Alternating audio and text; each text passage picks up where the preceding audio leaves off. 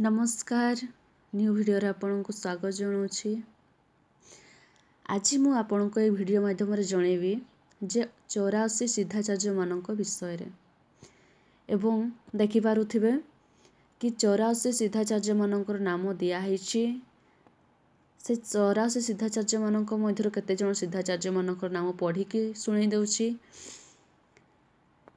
एक रे लिखा हैछि लुइपा, 2 रे लीलाप्पा, 3 रे हला बिरुप्पा, 4 रे हला डम्बिप्पा, 5 रे हला सबरप्पा, 6 रे हला सरहपाद, 7 रे हला कंकाड़ीपा, 8 रे हला मीनप्पा, 9 रे हला गोरक्षप्पा, 10 रे हला गौरंगीपा। एमिति दिया हैछि 84 सिद्धाचार्य मानकर नाम। आपण चाहिए या स्क्रीनशॉट करके परे लिखि पारिबे। सबु 84 सिद्धाचार्य मानकर नाम जदि पढ़ीदेवी ताले भिडियोटी बहुत लंबा हो एथिपाई आपण स्क्रीनशॉट करके आपण निजे पढ़ी दियंतु। तापरे चलंतु कौन कुहाइछि। Arthur Gruen ओडलंक history of 84 Siddharth पुस्तक रे एहीपरि 84 सिद्धाचार्य मानकर नाम उल्लेख थिले मध्य हरप्रसाद शास्त्री मात्र 23 जन सिद्धाचार्य मानक 50 टी गीतिका संकलित करिसंती हैला। एहीपरि तो आमर 84 सिद्धाचार्य मानकर नाम उल्लेख करा हैछि। सेथि मध्यरु हरप्रसाद शास्त्री कौन कले ना 23 जन सिद्धाचार्य मानक नेइछंती एवं सेमानंकु नेकी 50 टी गीतिका संकलित करिसंती। किए ना हरप्रसाद शास्त्री। सिद्धाचार्य मानक मध्यरु लुइपाद, कान्हपाद, सबरीपाद, इंद्रभूति और लक्ष्मींकरा ओडिशार आदिवासी थिले। ताहले एई जो आमर सिद्धाचार्य माने थिले, सिद्धाचार्य मानक मध्यरु किए किए आम ओडिशार आदिवासी थिले ना लुइपा, कान्हुप्पा, सबरीपाद, इंद्रभूति एवं लक्ष्मींकरा होउछंती आम ओडिशार आदिवासी थिले सिद्धाचार्य मानक मध्यरु। नेक्स्ट कौन कहुछि पढ़िबा।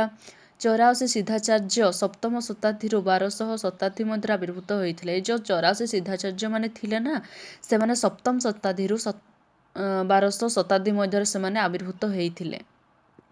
बौद्ध साधक माने निज निजको पाद उपाधि रे भूषित करुथिले। ए जो बौद्ध साधक माने थिले से माने निज निजको को उपाधि रे भूषित करुथिले ना पाद उपाधि रे भूषित करुथिले। एही पाद अपभ्रष्ट होई केवल पा रहिला। तापरे एही पाद रु अपभ्रष्ट हेकी खाली दटाको काटी देले खाली पा रहिला। एही पाद एक सम्मान सूचक पदवी हैला। एही पाद जो बापा तांकर से बौद्ध साधक मानक पई एटा गोटे सम्मान सूचक पदवी तांको पई। से माने भगवान बुद्धंको पाद पद्म निजको समर्पण कर दे पाद बा पा हो जाइथिले हैला। ए जो बौद्ध साधक माने थिले भगवान बुद्धंको पाद पद्म निजको से माने समर्पण कर देथिले, पूरा मात्रा समर्पण कर देथिले, जहा फल कि से माने निज निजको पाद बा पा हो जाइथिले। सरहपाद और लुइपाद थिले आदि सिद्ध हैला। सरहपाद और लुइपाद थिले कोन ना आदि सिद्ध थिला। एटा मने रखिबे जे सरहपाद और लुइपाद थिले आदि सिद्ध। एही सिद्धाचार्य माने 750 ख्रीष्टाब्द रु 1175 ख्रीष्टाब्द मध्य आविर्भूत होइथिले हैला।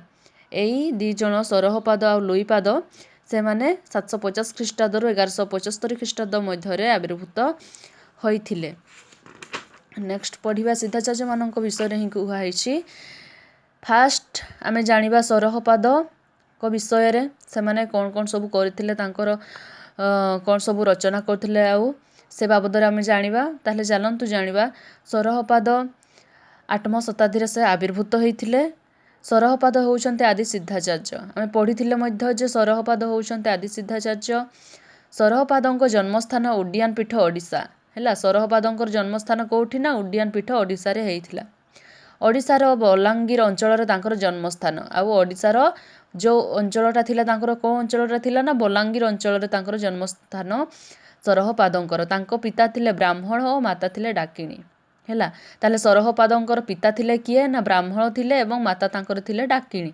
से थिले संस्कृत भाषा रे पंडित व्यक्ति हैला। सरहपाद कोन ना सब संस्कृत भाषा बहुत पंडित थिले, बहुत तांकर ज्ञान थिला संस्कृत प्रति। से महान भिक्षु मानकर साधन पंथा छाड़ी वज्र जानी साधक मार्ग को ग्रहण करथिले। से ଯେଉଁ ସରହପାଦ ମହାଯାନୀ ଭିକ୍ଷୁମାନଙ୍କର ସାଧନ ପନ୍ଥାକୁ ଛାଡ଼ି ମାନେ ମହାଯାନୀକୁ ଛାଡ଼ିକି ସେ କେଉଁ ମାର୍ଗକୁ ଗ୍ରହଣ କଲେ ନା ବଜ୍ରଯାନୀ ମାର୍ଗକୁ ଗ୍ରହଣ କଲେ। ସେ ଜୈନକ ସରକାରଙ୍କ କନ୍ୟାକୁ ବିବାହ କରିଥିଲେ। ତାହେଲେ ସରହପାଦ କାହାକୁ ବିବାହ କରିଥିଲେ ନା ଜୈନକ ସରକାରଙ୍କ କନ୍ୟାଙ୍କୁ ବିବାହ କରିଥିଲେ। ବଜ୍ରଯାନୀ ଧାରାର ପ୍ରସାରରେ ତାଙ୍କର ପ୍ରମୁଖ ଭୂମିକା ଥିଲା। ତାପରେ ଯେଉଁ ସେ ଆମର ମହାଯାନୀକୁ ଛାଡ଼ିକି ବଜ୍ରଯାନୀ ମାର୍ଗକୁ ସେ ଗ୍ରହଣ କରିଥିଲେ। ତାପରେ ସେ ବଜ୍ରଯାନୀ ଧାରାର ସେ ବଜ୍ରଯାନୀ ପ୍ରସାରରେ ତାଙ୍କର ତାପରେ ମୁଖ୍ୟ ଭୂମିକା ରହିଲା ସରହପାଦଙ୍କର। ସରହପାଦ ସହଜାନନ୍ଦ ପରମ ସାଧକ ଉପାସକ। ତାହେଲେ ସରହପାଦ କ'ଣ ନା ସହଜାନନ୍ଦର ସେ ପରମ ସାଧକ ଏବଂ ଉପାସକ। ମହାସୁଖ ତାଙ୍କର କାମ୍ୟ। ଏହି ଦେହ ମଧ୍ୟ ଦେଇ ସହଜାନନ୍ଦ ପାଇ ହୁଏ ବୋଲି ତାଙ୍କର ମତ। ହେଲା, ସରହପାଦ କ'ଣ କହୁଛନ୍ତି ନା ଆମର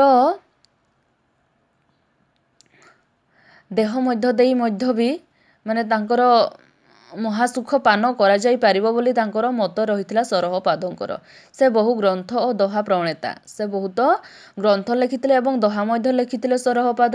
ସେ ଥିଲେ ମହାଯୋଗୀ ଯୋଗୀଶ୍ୱର ଓ ମହା ଆଚାର୍ଯ୍ୟ। ତାହେଲେ ସରହପାଦ କ'ଣ? ସେ ଜଣେ ମହାଯୋଗୀ ଯୋଗୀଶ୍ୱର ଓ ମହା ଆଚାର୍ଯ୍ୟ। ଏଇଟା ସରହପାଦଙ୍କ ବିଷୟରେ ସରିଲା। ଏବେ ଜାଣିବା ଶବରୀପା ମାନଙ୍କ ବିଷୟରେ। ଶବରୀପା କିଏ ନା ବୌଦ୍ଧ ସିଦ୍ଧାଚାର୍ଯ୍ୟମାନଙ୍କ ମଧ୍ୟରେ ଶବରୀପା ଜଣେ ପ୍ରସିଦ୍ଧ ସାଧକ ସିଦ୍ଧ କବି। ତାହେଲେ ଶବରୀପା କ'ଣ? ସିଦ୍ଧାଚାର୍ଯ୍ୟମାନଙ୍କ ମଧ୍ୟରୁ ସେ ଜଣେ ପ୍ରସିଦ୍ଧ ସାଧକ ଏବଂ ସିଦ୍ଧ କବି ଥିଲେ।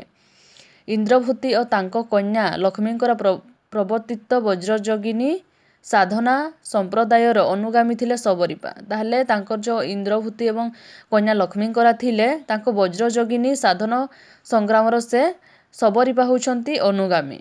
ସେ ବଜ୍ରଯୋଗିନୀ ପୂଜାର ପ୍ରବର୍ତ୍ତକ ଥିଲେ। ତାହେଲେ ଏଟା ମନେ ରଖନ୍ତୁ କି ବଜ୍ରଯୋଗିନୀ ପୂଜାର ପ୍ରବର୍ତ୍ତକ କିଏ ଥିଲେ ନା ବଜ୍ରଯୋଗିନୀର ପ୍ରବର୍ତ୍ତକ ହେଉଛନ୍ତି ଶବରୀପା। ସେ ବଜ୍ରଯୋଗିନୀ ସାଧକ ମହାମୁଦ୍ରା, ବଜ୍ରଗୀତି, ଶୂନ୍ୟତା ଦୃଷ୍ଟି, ଚିତ୍ତଗୃହ, ଗମ୍ଭୀରିତ ଗୀତି, ଷଡ଼ାଙ୍ଗ ଯୋଗ, ସହଜ ଶଙ୍କର, ସ୍ୱାଧିଷ୍ଠାନ,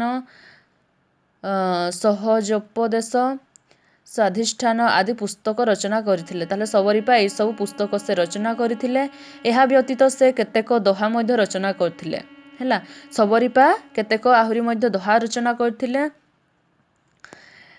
ଶବରୀପାଙ୍କ ବିଷୟରେ ଜାଣିବା ପାଇଁ ପାଇଲେ। ଏବେ ଜାଣିବା ଆମେ ଭୁସୁକୁପାଦ ବା ଶକ୍ତିପାଦଙ୍କ ବିଷୟରେ। ବୌଦ୍ଧ ସହଜାନୀ ପନ୍ଥାର ଜଣେ ବିଶିଷ୍ଟ ଚର୍ଚ୍ଚାକାର ଓ ସାଧନ ହେଉଛନ୍ତି ଭୁସୁକୁପାଦ ବା ଶକ୍ତିପାଦ। ତାହେଲେ ଏଇ ଯେଉଁ ବୌଦ୍ଧ ସହଜାନୀ ପନ୍ଥାର ସେ ଜଣେ କ'ଣ ନା ବିଶିଷ୍ଟ ଚର୍ଚ୍ଚାକାର ଏବଂ ସାଧନ ହେଉଛନ୍ତି ଭୁସୁକୁପାଦ ବା ଶକ୍ତିପାଦ। ଭୁସୁକୁପାଦ ଯିଏ, ଶକ୍ତିପାଦ ମଧ୍ୟ ସିଏ, ମାନେ ଦୁଇଟା ନାମରେ ତାଙ୍କୁ ଜଣାଯାଉଥିଲା। ସେ ଓଡ଼ିଶାର ଜାହର ଅର୍ଥାତ୍ ସମ୍ବଲପୁର ବଲାଙ୍ଗୀର ଅଞ୍ଚଳର ଅଧିବାସୀ। ତାହେଲେ ସେ ଭୁସୁକୁପାଦ କ'ଣ ନା ଓଡ଼ିଶା ଜାହର ଅର୍ଥାତ୍ ସମ୍ବଲପୁର ବଲାଙ୍ଗୀର ଅଞ୍ଚଳର ସେ ଅଧିବାସୀ ଥିଲେ। ସେ ଜାହର ରାଜ୍ୟ ରାଜା ମଞ୍ଜୁ ବର୍ମାଙ୍କ ଜ୍ୟେଷ୍ଠ ପୁତ୍ର। ତାହେଲେ ଭୁସୁକୁପାଦ ହେଉଛନ୍ତି କ'ଣ ନା ସେ ଜାହର ରାଜ୍ୟ ରାଜା ମଞ୍ଜୁ ବର୍ମାଙ୍କର ଜ୍ୟେଷ୍ଠ ପୁତ୍ର ଥିଲେ। ଭୁସୁକୁପାଦ 648ରୁ 816 ମଧ୍ୟରେ ଆବିର୍ଭାବ ଓ ସାଧନା କରିଥିଲେ। ସେ ଭୁସୁକୁପାଦ ତାହେଲେ କେତେରୁ କେତେ ମସିହା ଭିତରେ ସେ ସାଧନା କରିଥିଲେ ନା 648ରୁ 816 ମଧ୍ୟରେ ସେ ଆବିର୍ଭାବ ଏବଂ ତାଙ୍କର ସାଧନା କରିଥିଲେ। ବୋଧିଚର୍ଯ୍ୟାବତାର, ଶ୍ରୀଗୃହ ସମାଜ, ମହାଯୋଗତନ୍ତ୍ର, କଳିବିଧି, ସହଜଗୀତି ପ୍ରଭୃତି ଗ୍ରନ୍ଥ ରଚନା କରିଥିଲେ। ଭୁସୁକୁପାଦ ତାହେଲେ ବୋଧିଚର୍ଯ୍ୟାବତାର, ଶ୍ରୀଗୃହ ସମାଜ, ମହାଯୋଗତନ୍ତ୍ର, କଳିବିଧି, ସହଜଗୀତି ପ୍ରଭୃତି ସେ ରଚନା କରିଥିଲେ। ସେ ମଧ୍ୟ କେତେକ ଚର୍ଚ୍ଚା ଓ ଦୋହା ରଚନା କରିଥିଲେ। ତାହେଲେ ଭୁସୁକୁପାଦ ମଧ୍ୟ ସେ କେତେକ ଚର୍ଚ୍ଚା ଏବଂ ଦୋହା ରଚନା କରିଥିଲେ। ଜାଣିବା ତାପରେ ଲୁଇପାଙ୍କ ବିଷୟରେ। ଲୁଇପାଙ୍କୁ କେତେକ ଗବେଷକ ଆଦିସିଦ୍ଧ ବୋଲି ଗ୍ରହଣ କରିଛନ୍ତି। ହେଲା, ଆମେ ଜାଣିବି ଥିଲେ ଯେ ସରହପାଦ ଓ ଲୁଇପାଦ ହେଉଛନ୍ତି ଆଦି ସିଦ୍ଧ। ନେପାଳ ଓ ତିବ୍ବତର ସିଦ୍ଧ ପରମ୍ପରାରେ ସେ ଆଦି ସିଦ୍ଧ। ହେଲା, ନେପାଳ ଏବଂ ତିବ୍ବତର ସିଦ୍ଧ ପରମ୍ପରାରେ ସେ ହେଉଛନ୍ତି ଆଦି ସିଦ୍ଧ ଲୁଇପା। ଚର୍ଯ୍ୟାଚର୍ଯ୍ୟ ବିନିଶ୍ଚୟରେ ଲୁଇପାଦ ଆଦି ସିଦ୍ଧ ରୂପେ ଗୃହୀତ। ହେଲା, ଚର୍ଯ୍ୟାଚୟ ଚର୍ଯ୍ୟାଚର୍ଯ୍ୟ ବିନିଶ୍ଚୟରେ ଲୁଇପାଦ ହେଉଛନ୍ତି ଆଦି ସିଦ୍ଧ ରୂପେ ଗୃହୀତ। ମାନେ ଏ ଲୁଇପାଦଙ୍କୁ କୋଉ କୋଉ ଇଏରେ ଆଦି ସିଦ୍ଧ ରୂପେ ଗ୍ରହଣ କରିଛନ୍ତି ଏଇଟା ଆପଣଙ୍କୁ ମନେ ରଖିବାର ଅଛି। ଲୁଇପା 669 ଖ୍ରୀଷ୍ଟାବ୍ଦରେ ଆବିର୍ଭାବ ବୋଲି ଗବେଷକମାନେ ମତ ଦେଇଥାନ୍ତି। ତାହେଲେ ଲୁଇପା କେବେ ଆବିର୍ଭାବ ହେଇଛନ୍ତି ନା 669 ମସିହାରେ ସେ ଆବିର୍ଭାବ ହେଇଛନ୍ତି ବୋଲି ଗବେଷକମାନେ ମତ ଦେଇଛନ୍ତି। ସେ ଥିଲେ ଉତ୍କଳୀୟ ରାଜା ବଜ୍ରଘଣ୍ଟଙ୍କ ଗୁରୁ। ହେଲା, ତାହେଲେ ଲୁଇପା ହେଉଛନ୍ତି ଉତ୍କଳୀୟ ରାଜା ବଜ୍ରଘଣ୍ଟଙ୍କର ଗୁରୁ ଥିଲେ ଲୁଇପା। ବଜ୍ରତନ୍ତ ସାଧନ ବୁଦ୍ଧୋଦୟ ଶ୍ରୀ ଭଗବତଭି ସମୟମ୍ ସଭିସମୟମ୍ ବିଭଙ୍ଗ ଓ ତତ୍ତ୍ୱ ସ୍ୱଭାବ ଦୃଷ୍ଟି ଦହାକସ ଗୀତିକା ଲୁଇପାଦ ଗୀତିକା ସେ ରଚନା କରିଥିଲେ ଲୁଇପା। ଲୁଇପାଦ ଉଡିଆନ୍ ଓଡ଼ିଶା ନିବାସୀ। ହେଲା, ତାହେଲେ ଲୁଇପାଦ ସେ ଓଡ଼ିଶାର ଉଡିଆନ୍ ପୀଠର ଗ୍ରାମର ମାନେ ଉଡିଆନ୍ ଗ୍ରାମର ଓଡ଼ିଶାର ନିବାସୀ ଥିଲେ ସେ ଲୁଇପାଦ। ଓଡ଼ିଶାର ରାଜା ଦାରିକ ତାଙ୍କର ଶିଷ୍ୟ ଥିଲେ। ତାହେଲେ ଓଡ଼ିଶାର ରାଜା ଦାରିକ ଯିଏ ଥିଲେ ସେ ତାଙ୍କ ମାନେ ଲୁଇପାଦଙ୍କର ଶିଷ୍ୟ ଥିଲେ। କେହି କେହି ଲୁଇପାଦଙ୍କୁ ମୟୂରଭଞ୍ଜ ନିବାସୀ ବୋଲି କହନ୍ତି। ଏଠି ବି କିଛି ସର୍ଟ କ୍ୱେଶ୍ଚନ୍ ପଡ଼ିପାରେ କି ଲୁଇପାଦଙ୍କୁ କେଉଁ ନିବାସୀ ବୋଲି କହିଛନ୍ତି ନା ମୟୂରଭଞ୍ଜର ନିବାସୀ ବୋଲି କହିଛନ୍ତି। ପଣ୍ଡିତ ହରପ୍ରସାଦ ଶାସ୍ତ୍ରୀ ତାଙ୍କୁ ରାଢ ଦେଶୀୟ ବୋଲି କହିଛନ୍ତି। ହେଲା, ପଣ୍ଡିତ କିନ୍ତୁ ହରପ୍ରସାଦ ଶାସ୍ତ୍ରୀ ସେ ଲୁଇପାଦଙ୍କୁ ରାଢ ଦେଶୀୟ ବୋଲି କହିଛନ୍ତି। ମୟୂରଭଞ୍ଜଙ୍କୁ ରାଢ ଦେଶ ବା ରାଢମଣ୍ଡଳ ବୋଲି କୁହାଯାଏ। ତାହେଲେ ମୟୂରଭଞ୍ଜଙ୍କୁ କ'ଣ ରାଢ ଦେଶ ବା ରାଢମଣ୍ଡଳ ବୋଲି ମଧ୍ୟ କୁହାଯାଏ। ଲୁଇପାଦ ଗୀତିକା ଗୁଡ଼ିକ ସରଳ ଓ ଭାଷା ମଧ୍ୟ ଓଡ଼ିଆ ଭାଷାର ନିକଟବର୍ତ୍ତୀ। କା ତରୁବର ପଞ୍ଚ ଡାଳ ଚଞ୍ଚଳ ପୈଠ କାକ ଦୀଢ ଭଣଇ ଗୁରୁଜାଣ ସୁଖ ଦୁଃଖ ନିଶ୍ଚିତ ଆସ ବଇଠା ବଡ଼ ଭଣୀ ଚାନ୍ଦ ଭାଇ ପ୍ରଭୃତି ଶବ୍ଦ ପ୍ରୟୋଗରୁ ତାଙ୍କ ଓଡ଼ିଶାର ଅଧିବାସୀ ବୋଲି ଗ୍ରହଣ କରାଯାଏ। ଏଇ ସବୁ ଶବ୍ଦକୁ ନେଇକି ସେ ବିଭିନ୍ନ ରଚନା କରିଥିବାରୁ ସେଥିପାଇଁ ସେଇ ଲୁଇପାଦଙ୍କୁ ଓଡ଼ିଶାର ଅଧିବାସୀ ବୋଲି ସେମାନେ ଗ୍ରହଣ କରିଛନ୍ତି। ଲୁଇପା ଗଲେ ତାପରେ ଆମେ ଜାଣିବା କାହ୍ନୁପାଙ୍କ ବିଷୟରେ। ବୌଦ୍ଧ ସହଜିଆ ପରମ୍ପରାର ଜଣେ ପ୍ରସିଦ୍ଧ ସାଧକ ଓ ଚର୍ଯାକାର ହେଉଛନ୍ତି କାହ୍ନୁପା ବା କାହ୍ନୁପାଦ। ହେଲା, ବୌଦ୍ଧ ସହଜିଆ ପରମ୍ପରାର ଜଣେ ସେ ପ୍ରସିଦ୍ଧ ସାଧକ ଏବଂ ଚର୍ଯାକାର ଥିଲେ କାହ୍ନୁପାଦ। 84 ସିଦ୍ଧାଚାର୍ଯ୍ୟଙ୍କ ମଧ୍ୟରେ କାହ୍ନୁପା ଥିଲେ ଶ୍ରେଷ୍ଠ। ହେଲା, ଯେଉଁ 84 ସିଦ୍ଧାଚାର୍ଯ୍ୟ ମାନେ ଥିଲେ ନା ମୁଁ ପଢ଼େଇ ଦେଇଥିଲି ଫାଷ୍ଟ ଭିଡ଼ିଓରେ। ତ 84 ସିଦ୍ଧାଚାର୍ଯ୍ୟ ମାନଙ୍କ ମଧ୍ୟରୁ କାହ୍ନୁପାଦ ହେଉଛନ୍ତି ସବୁଠାରୁ ଶ୍ରେଷ୍ଠ। ସେ ଅନେକ ଗ୍ରନ୍ଥ ଓ ଦୋହା ରଚନା କରିଥିଲେ। କାହିଁକି ଶ୍ରେଷ୍ଠ ହେଲେ ନା ସେ ବହୁତ ଗ୍ରନ୍ଥ ସମସ୍ତଙ୍କ ଠାରୁ ସେ ଅଧିକ ଗ୍ରନ୍ଥ ଏବଂ ଦୋହା ରଚନା କରିଥିବାରୁ 84 ସିଦ୍ଧାଚାର୍ଯ୍ୟ ମାନଙ୍କ ମଧ୍ୟରୁ କାହ୍ନୁପାଦ ହେଉଛନ୍ତି ବହୁତ ଶ୍ରେଷ୍ଠ।